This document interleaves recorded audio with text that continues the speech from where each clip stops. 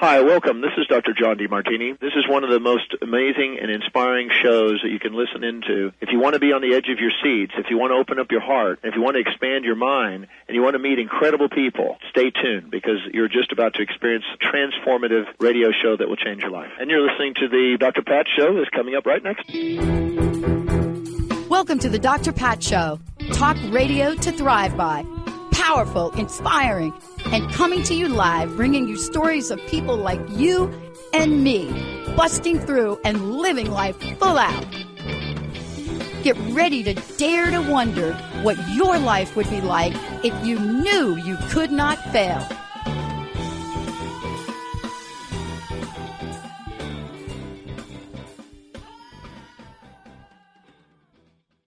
Hey everybody, welcome. It's so great to have all of you tune us in and turn us on. We got a great lineup for you today. We're going to start off by talking about, well, first of all, Jude Morrow hopefully will be joining us here today. The book that Jude has written is, for me personally, and I think Benny remembers this, there's a lot about our individual journeys and the people that we love and the people we get close to, whether they're parents, their children, maybe they are our significant others. But there's very little that we know about certain aspects of our humanity. And one of the things I think that many of us who have ever been in the realm of discussion about autism, and I say in the realm of the discussion because for me, my conversation and what I've learned about autism since doing the Dr. Pat Show has been enormous. As a matter of fact, and I think Benny will remember this, and we may bring up some of those shows, is we started to do a series back, I think it was around 05, to educate, to bring the new level of autism awareness to the forefront. And why was this? In the series that we did, when we first started the series out, I would do a statistical check every time we did a show with our guest, our host, our sponsor. It didn't matter who it was. And so when I started the series, there were statistics out that were kind of like, let me just make up a number because I don't remember exactly, but at one point, this is true. It was 1 in 1,000, something like that. 1 in 1,000 children. And then as I did this series and I interviewed a bunch of people, and I interviewed people that had their own nonprofits about autism, as time went on, right, I moved through the numbers and I watched the numbers changed. And what I mean by that is I watched every time I did a show, we would look it up. And I must say, since it sounds like Benny, 2005 is like a dark ages, right? But I mean, where we were there with the amount of information and the amount of compilation we have on autism, then the numbers would just change. And, you know, I went back and I looked at this and, you know, and what I remembered was the rate of change. And so when I thought about this, and when you look this up, for example, on the, if you go to the internet, look it up, and let me just be mindful of everybody there. When you look up information on autism, please look at where you're getting that information from. You know, you can get information from the CDC, or you can get information from a number of organizations who specialize in autism awareness, right? You can get it from Autism New Jersey. Yes, there's out there. Okay. So when I started this, the numbers were by far astonishing, to say the least, but believable. And if you guys remember this, 2005, I mean, we were like in 2003 doing digital radio, like way ahead of the curve. And, you know, and when people talk about that, it's really fascinating to me because I was doing both digital plus AM FM radio right here with Benny. And we did these shows and we would watch the numbers, right? And so as we were doing this, it was shocking. And let me give you an example just from one perspective, because the person, we're going to, Jude, see the book, everybody? It's called Loving Your Place on the Spectrum. Now, I want to say that for a number of us, you get educated about something like this because you've either had an incident or a diagnosis or somebody you love. And in my case, all of the above. And you just don't understand. Now, I will say this. I want to thank every organization out there, every book that has been written. I want to thank you all for taking a journey, for really battling the steps up. Because it's been a battle to really wrap our minds around this. So one of the diagrams that I have, and I'll have to get this over to Jamie for Facebook, but I just took a look at, they're calling it, for lack, I guess of a better word, autism prevalence. So here, autism prevalence this is the CDC. I need to just come out and say, this is the TACA who reported on the CDC prevalence. I just want to say, for those of you that are scanning, face watching, data watching, this is a chart presented, Autism Statistics by the Autism Community in Action, TACA. And this is just one chart. And it talks about autism prevalence has increased 178% since 2000. 178% since 2000. What they don't talk about is autism prevalence increase before that. Now, why is that? I'll tell you what. One, they don't have exact numbers. They don't have the kind of. Two, we've learned a lot about the spectrum. Yes. Loving your place on the spectrum. I can't wait. I hope Jude joins us here. But here's what I want to say to all y'all. So when I really had to look at this for myself, in 1970, and I'm just going to throw out the numbers from the chart for a minute, just because well, first of all, I love numbers, and there's a very good reason that I love numbers, and we'll probably get into that today in the show. And there's probably a good reason why I blink a lot, but 1 in 10,000. 1 in 10,000. That was a report in 1970. Then somehow we go from 70 to 95. Yes, it's like a lot of years. I got to do the math, Penny. That's 25, right? 70 to 95. That's 25 years. Okay. And we go to 1 in 1,000 in 1995. Okay.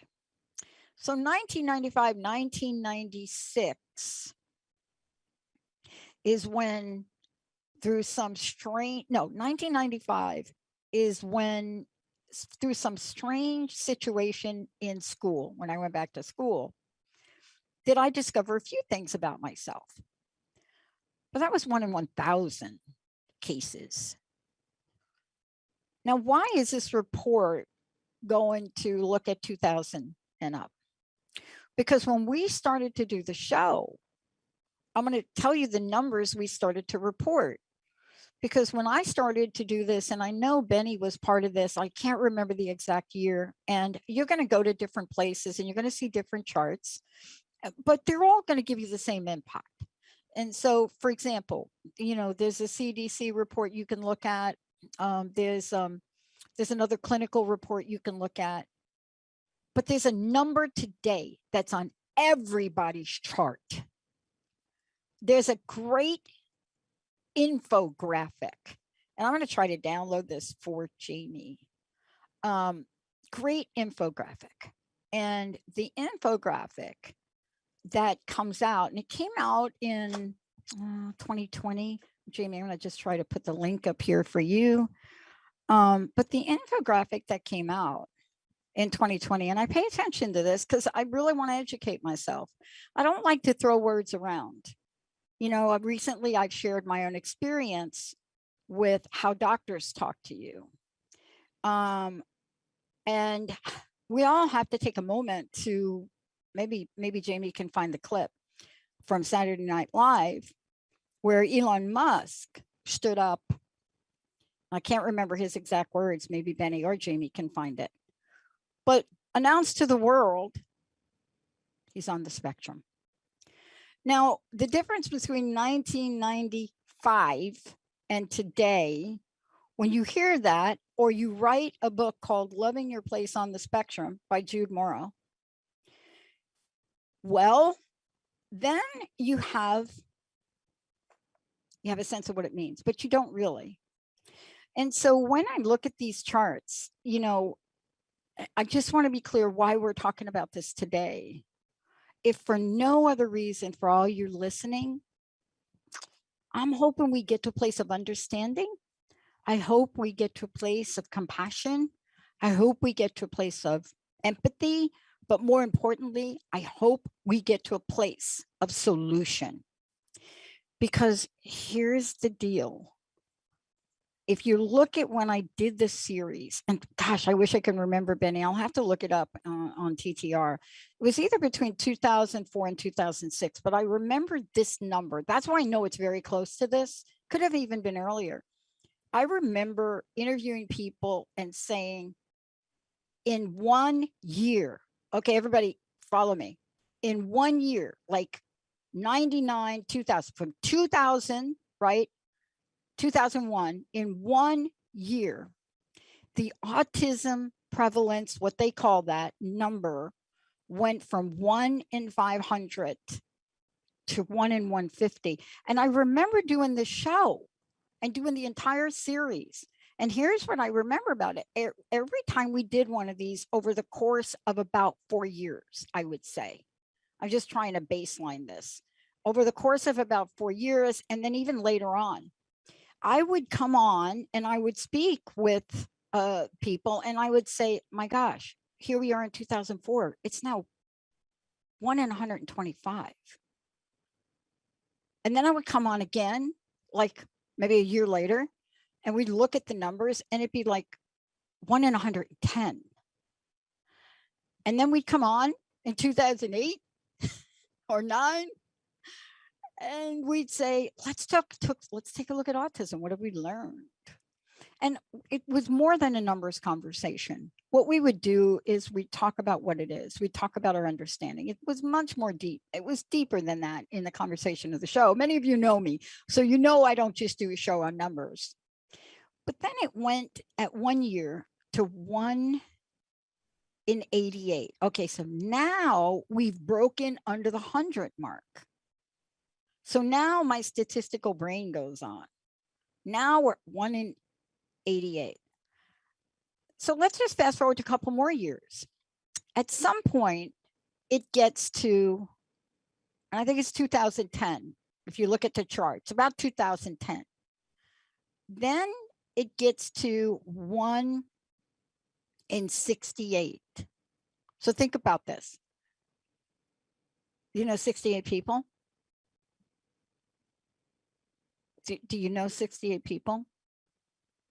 So one in the 68 people, you know, has been diagnosed with some form of autism on the spectrum. 1 in 68, just saying. Now, fast forward to where we are today. And I do believe that where we are today is not correct, because where we are today is only 2016. They have not updated this as far as I can tell.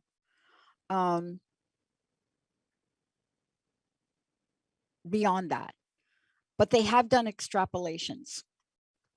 So when we come back, I want to talk about autism rate in the United States, that an extrapolation and an explanation, and there's a diagram, and I can do a reference on it.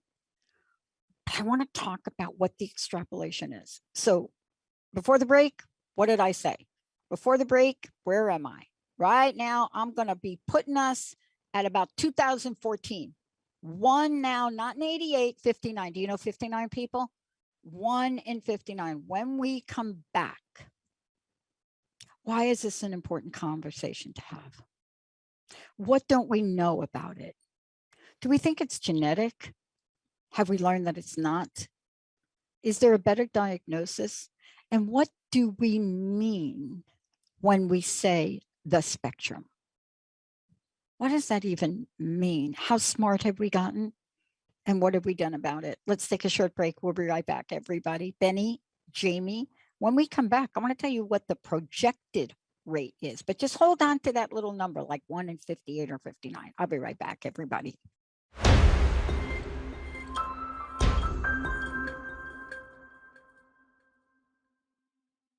Welcome back. It's so great to have all of you tune us in and turn us on. For more information about the Dr. Pat Show, go to thedrpatshow.com. For more information about Transformation Talk Radio, just hop over there to transformationtalkradio.com. And certainly we are on Facebook at Transformation Talk Radio. Thank you all for all of that. I just want to say to everybody, we're going to do our best to get Jude back. Jude is the author of this book, Loving Your Place on the Spectrum. You know, he was scheduled for today, but, you know, like all good things, some things happen, but I'm still going to talk about his body of work. And I think I want to start, and this is from Jude's perspective. So I just want to be very clear to all the fact checkers and people that are listening. So I love what Jude does in the book. Under the chapter where he says or asks, what is autism? That has been the question that comes up in every conversation, in every family, in anyone that has either had to look at this because there's a friend, a family member, or yourself, right? If it's you, and this is an area that you wanted to get educated on, certainly this is something that's important to you. Now, I have to tell you, over the years, I've done many shows on various aspects of this. And let me just give you an idea. You know, we went through and did a series of shows on CBD, right? CBD oil, CBD cream, way before CBD or marijuana was legalized, cannabis was legalized in the United States. But we did a series of shows and we talked about some of the research that was done abroad. And we talked about not just the calming effect, but some of the groundbreaking research that was done in Europe, in Australia, in Germany. I mean, just across the board. And we talked about it back then because we were so hungry. We were hungry for solutions. And, you know, fast forward to where we are today. And Jude is still helping us answer the question, what is autism? And I just want to go here for a minute, if I could. So what Jude says is, he says, this is the $1 million question. Boy, it is. What is autism? With today's remarkable world of technology, all one must do is Google that question. And you will have access to more information than you can imagine or absorb. And a good deal of it is outdated. This is so true. Remember, I was just reading from you. Outdated and incomplete, right? And a good deal of it is outdated, incomplete, and completely wrong. Now, I'm picking up a book that was just written. And put yourself, if you can, just take this journey with me. If you could put yourself in the place where you're trying to find out and you're trying to get answers. So here we go. And then he talks about Eugene Bleuler. And Bleuler was a Swiss psychiatrist. And this is the dude, with all respect, that brought the word autism into the mainstream in 1910, right? 1910. So In 1910, we're starting to have conversations around autism. And so Jude goes on to explain this, because I love this. I love understanding where we get some of the language from that we get and what it comes to mean and what it is and what it isn't. And he goes on to say, yeah, so this, autism comes from the Greek word of autos, which means self. And then Bleuler goes on to say, used it to mean morbid self-admiration. By the way, just so you know who Bleuler is, not Michael Bublé, but I'm talking about like Bleuler, this psychiatrist dude. He's also responsible for coining the terms schizoid and schizophrenia. That's the dude. And he was so far ahead of his time in so many ways. He really was, you know, because what he was doing, he was struggling to really look at children and adults that were coming forward with mental health issues. I mean, struggling with it, you know, and let me just make a statement, because up until that point, or up into points in time, and by the way, it took years later for women to not be stigmatized, institutionalized for a wide range of things. I mean, this went on for a long time. If a woman was diagnosed with a drinking problem, they just locked her butt up in an asylum. So he goes on to talk about, he tried to support this, but on the other hand, this man, and some people consider him brilliant,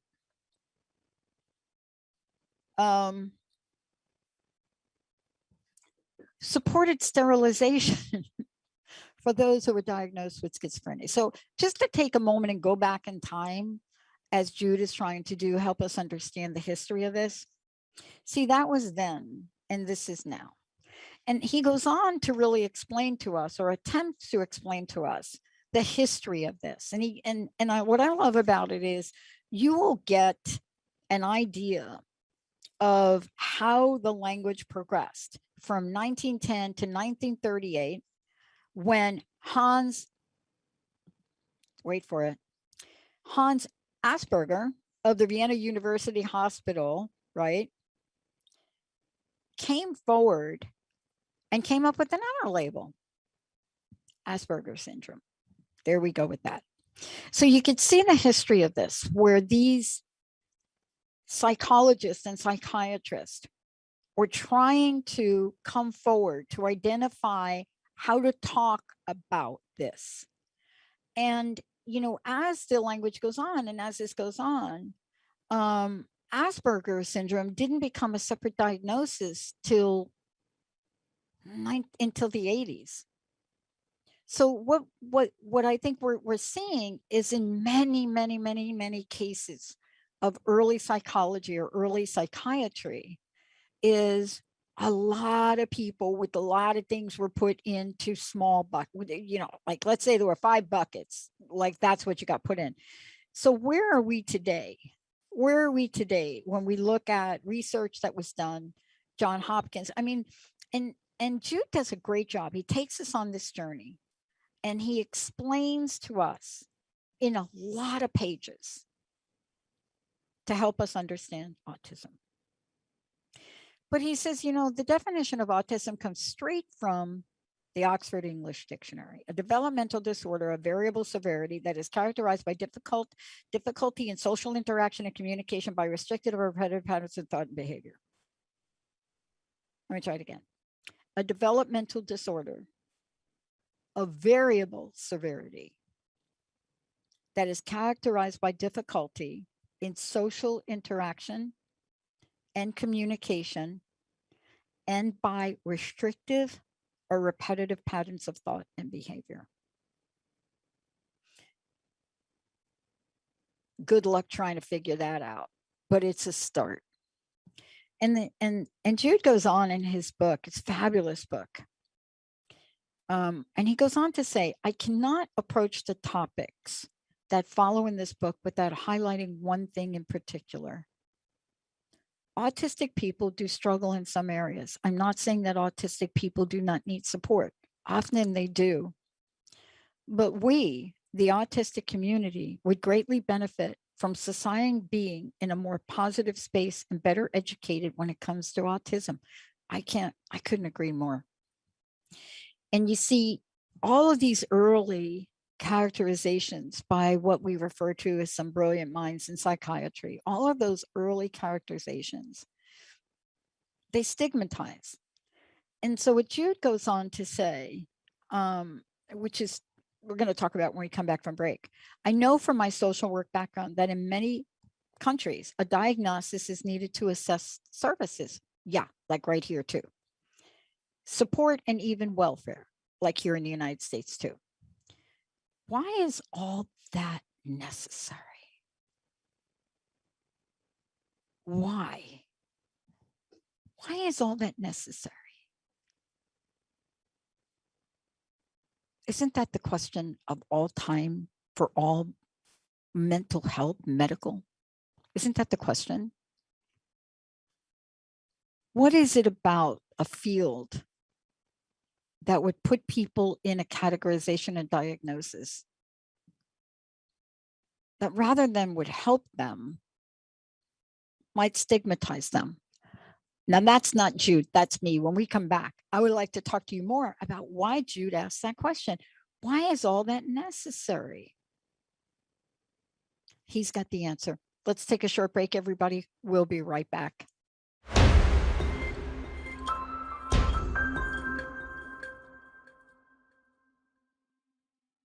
Everybody, welcome back. You know, we are talking, first of all, I want to thank all of our friends at Beyond Words, and thank you for, at least for me, publishing this book by Jude Morrow. Let me just tell you who Jude is for a minute. And by the way, if you're just tuning in, it's called Loving Your Place on the Spectrum.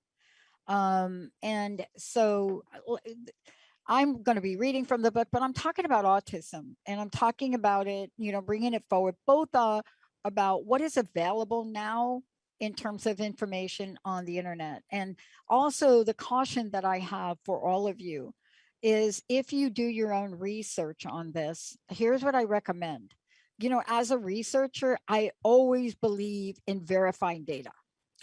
What does that even mean? I mean, if you get a body of data from a report and you don't look at it carefully, you may find that what you're looking at is very specific to a state in the United States or very specific to a country. So really pay attention to fine print on any of these reports. But here's what Jude is. Jude is he's an autistic entrepreneur, TEDx speaker, consultant, philanthropist, and founder of Neurodiversity Training International, the world's premier neurodiversity-led training and consulting firm. In 2001, Jude was diagnosed autistic at the age of 11. And after having been viewed as having communication and social difficulties, Jude's journey to become a proud autistic adult is chronicled in his first book, Why Does Daddy Always Look Sad? This also follows Jude's experience of being an autistic dad to his non-autistic son, Ethan.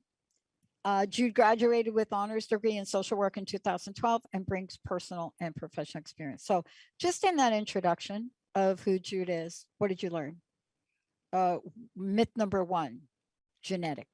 Okay, so we're going to talk about that. Myth number two, people that are autistic are not functioning. Yeah, Elon Musk, just saying. But that's not even a conversation. You know, I was reading from the book, and believe me, you can get this book. It's available pretty much everywhere. But I love what Jude does. Not only is he living his life and talking about it, and talking about diversity and disabilities, and talking about what I've come to know about myself, different, but not less than. My entire life, trust me, I've been called different. Got kicked out of Catholic boarding school.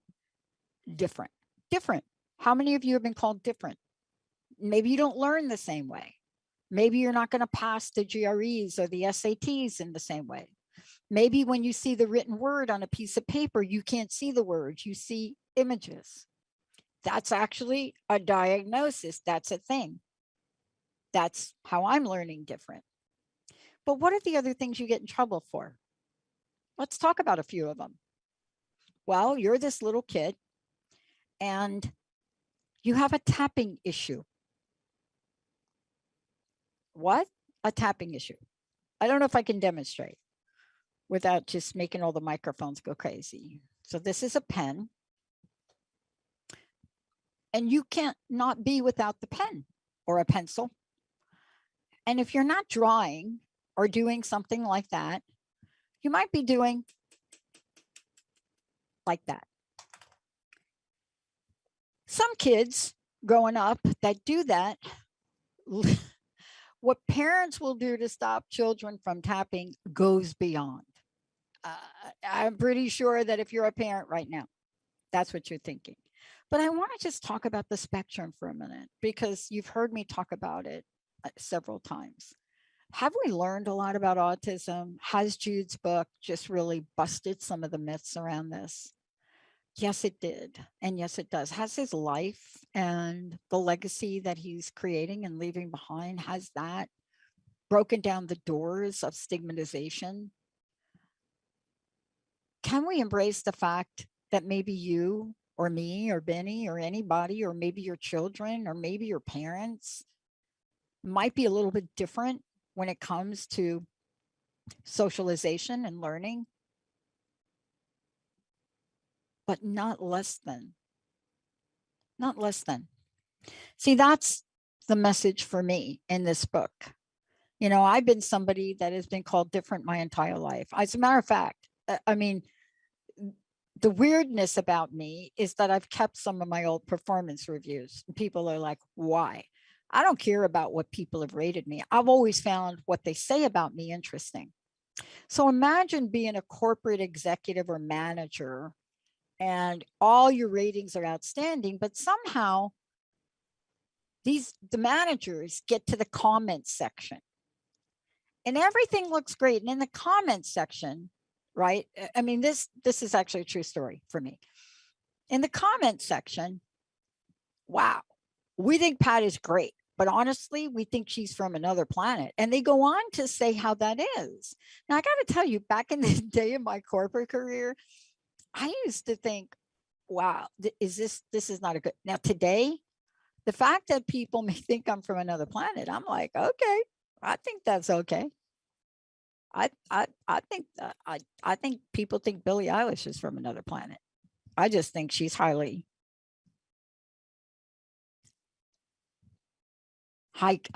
consciousness rated. But here's what it goes. Let's talk about this. The spectrum, the autism spectrum. You know, now we just say the spectrum. You know, we used to say Pink Floyd. Now we just say the Floyd. So now we just say the spectrum. The autism spectrum is easily one of the most, if not the most, misunderstood aspects of the entire topic of autism and neurodiversity. Thank you, Jude, for writing that sentence. The autism spectrum is generally recognized as a scale of severity, like a sliding scale that goes from left to right, with less severe on one end and more severe on the other end. So you all have that imagination, right? I mean, think about yourselves for a minute if you could. Think about a skill set you may have, right? Think about areas in that skill set where you're really great at something. You're over here in the scale.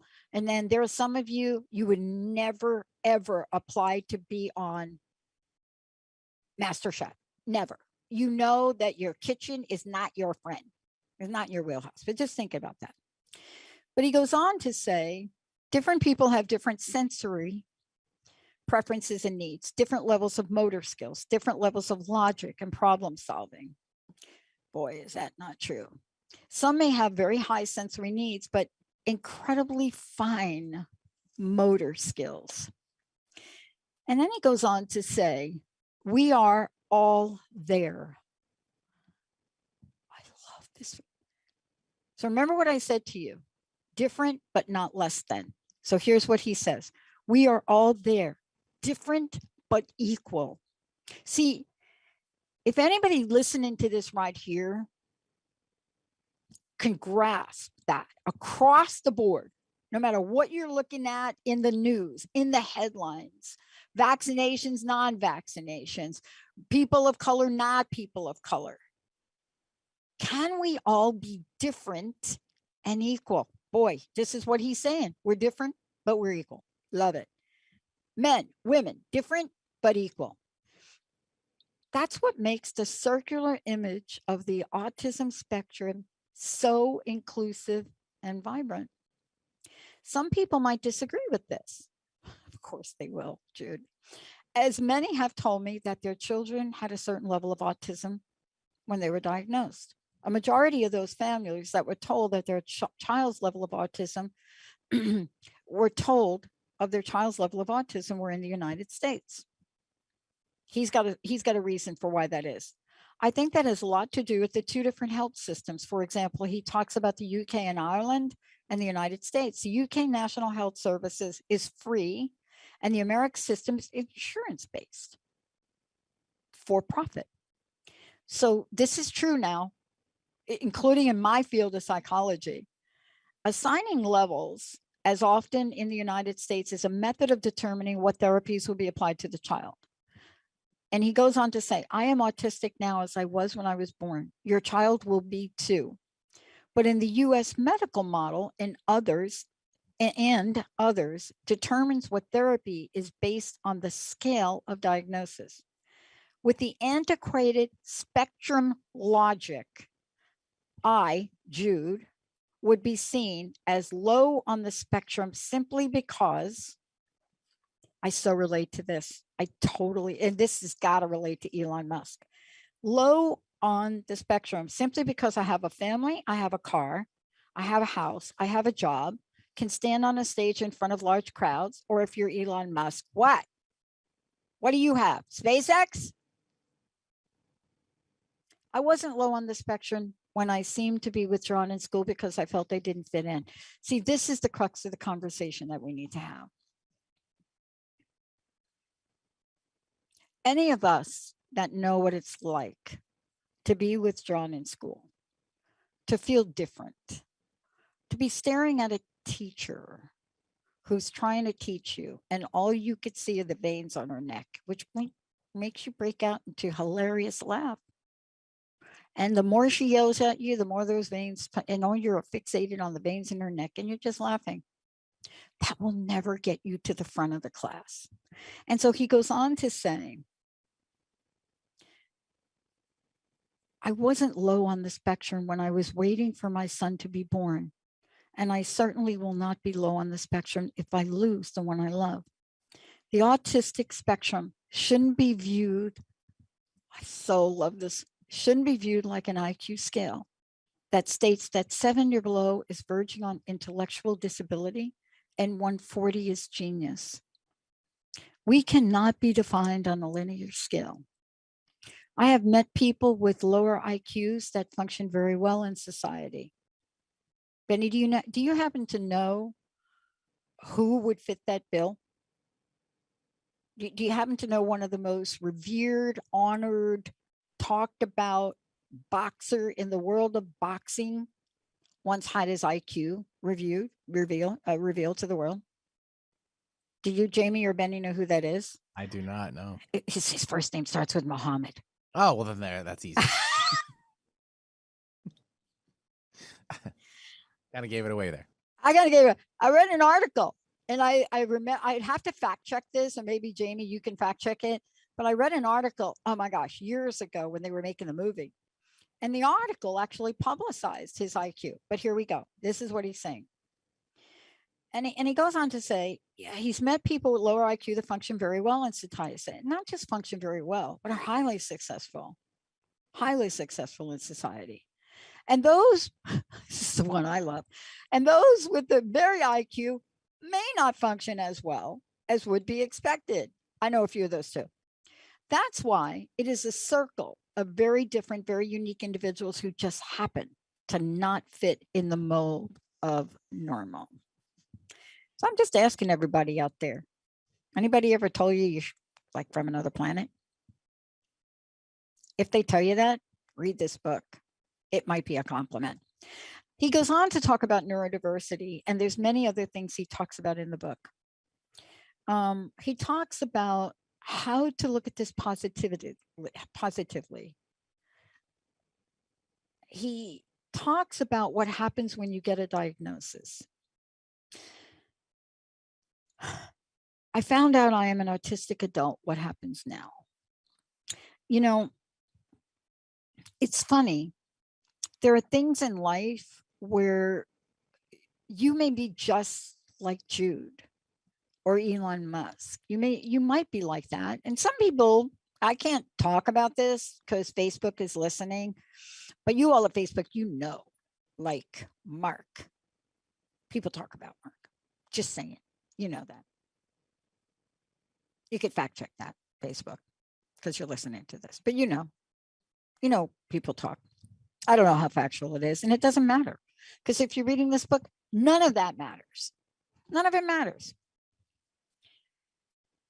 And it's fascinating when you go and read how there are other signs of things. For example, what does stuttering have to do with it? What is stuttering? As a kid, I stuttered. And one of the things Joe Biden and I have in common, certainly the color of our hair, but I dye mine. But the other thing is we both emerged from stuttering. And even to this day, you just heard me do it on the show. I don't know if anybody picked it up, but I couldn't find the word. I just couldn't find the word I wanted to say. So what I've learned about stuttering, remember I'm different, but I'm not less than. And what I've learned about stuttering and doing talk radio for minimally 8 hours a week, every week, and some weeks over an 18-year period, I've learned about this different part of me. And a lot of times when I get lost in a word, I'll kick it back to Benny. And I'll say, Benny, what is that? And that will give me time. Or Jamie, what do you think about that? But Benny and I have been doing this for years because there's a point in time in my brain and in my thinking that my brain is like 5 points ahead and my mouth hasn't caught up, and Benny gets to buy me time like he just did. But this is very little about what we know. And the message that Jude is bringing forward and that I want to bring forward, and that has been part of the legacy of the Dr. Pat Show and Transformation Talk Radio, it's very clear to me.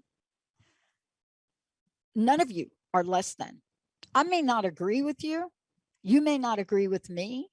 We may have different views on spirituality, but what if it's like Jude said? What if we are different and equal? What if that world looked like? What does that world look like? What does that world look like if somehow in the realm of things, you're my best friend, Linda, and you have watched me since 1972, tap on the desk, tap my feet enormously, not being able to keep my legs from moving. What if you find a friend like that just takes you for what you are? And he goes on to talk about the many life stories he's heard. I wish he were here, and I hope we get him back.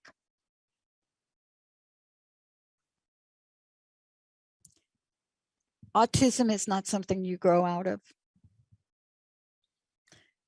But many grow into it. And what I mean by that is one of the greatest misconceptions about the spectrum is that people, just like IQ, just like Muhammad Ali,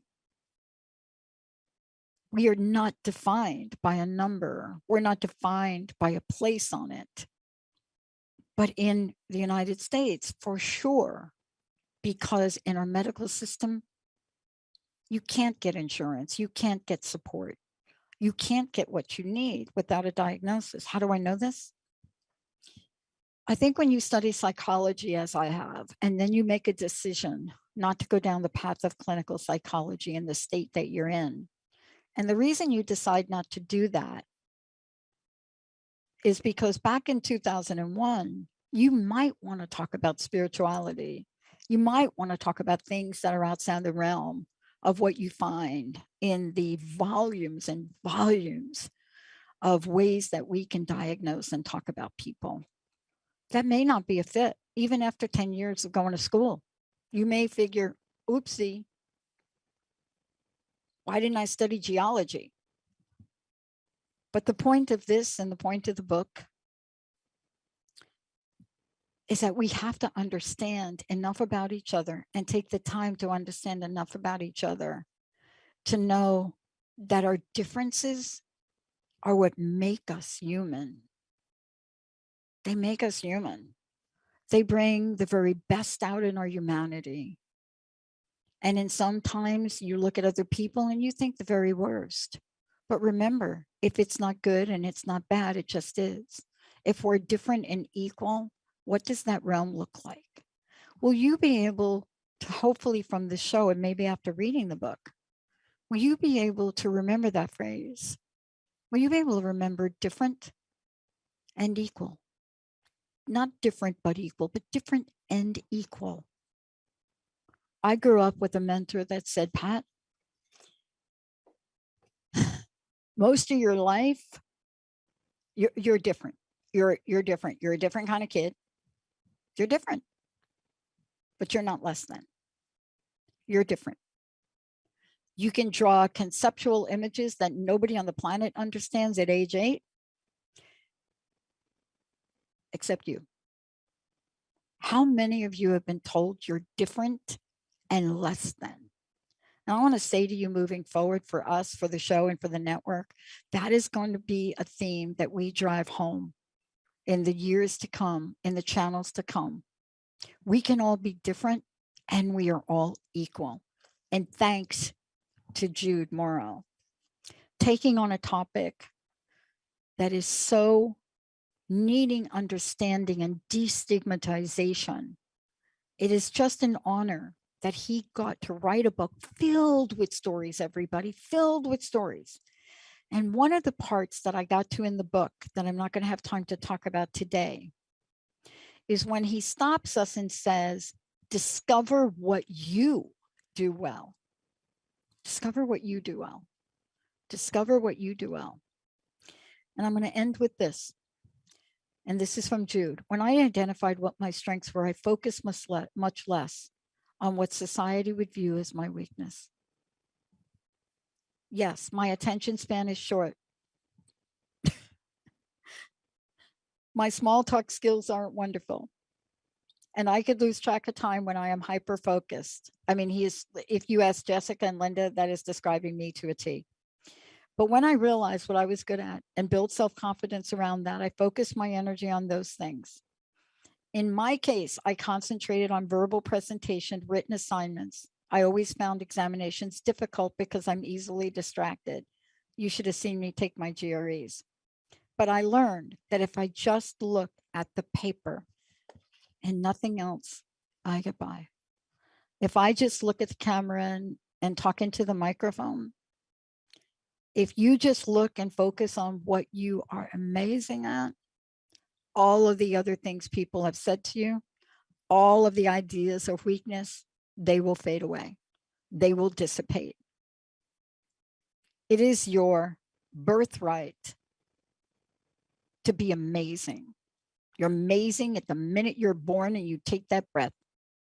And that's what Jude leaves us with. We're going to take a short break, everybody. We'll be right back. Thank you so much for listening.